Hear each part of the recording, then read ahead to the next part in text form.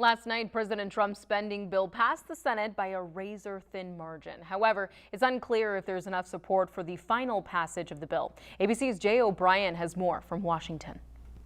The yeas are 51, the nays are 49. The motion is agreed to. President Trump's so-called one big beautiful bill clearing its first Senate procedural hurdle by a razor-thin margin. The president calling the vote a great victory. In its current form, the legislation cuts taxes by $4 trillion, making the president's 2017 tax cuts permanent, and includes campaign promises like no tax on tips and overtime. To pay for that, it cuts programs like Medicaid, imposing new work requirements, and slashes clean energy initiatives that were passed during the Biden administration. We're trying to do hard things that should be done and have to be done. We're $37 trillion in debt.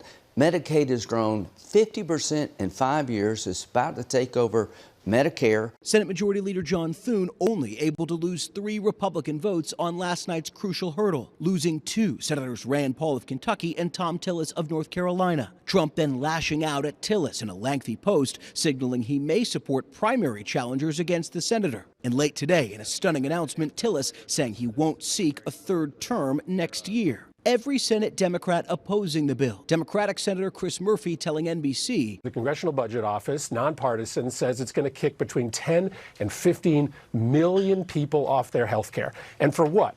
To be able to afford a new $270,000 tax cut for the richest families in the country. It's a moral abomination. Senate Minority Leader Chuck Schumer calling for a marathon reading of the bill on the Senate floor, delaying a final vote. Despite surviving this first procedural hurdle, it's unclear if there's enough GOP support for final passage of the bill. Even if it ultimately passes the Senate, it then goes back to the House, where Speaker Johnson faces his own razor-thin majority. As the Senate was getting underway Saturday, billionaire Elon Musk once again blasting the bill, saying slashing those green energy incentives would destroy millions of jobs, describing the legislation as, quote, utterly insane and destructive. Jay O'Brien, ABC News, Washington.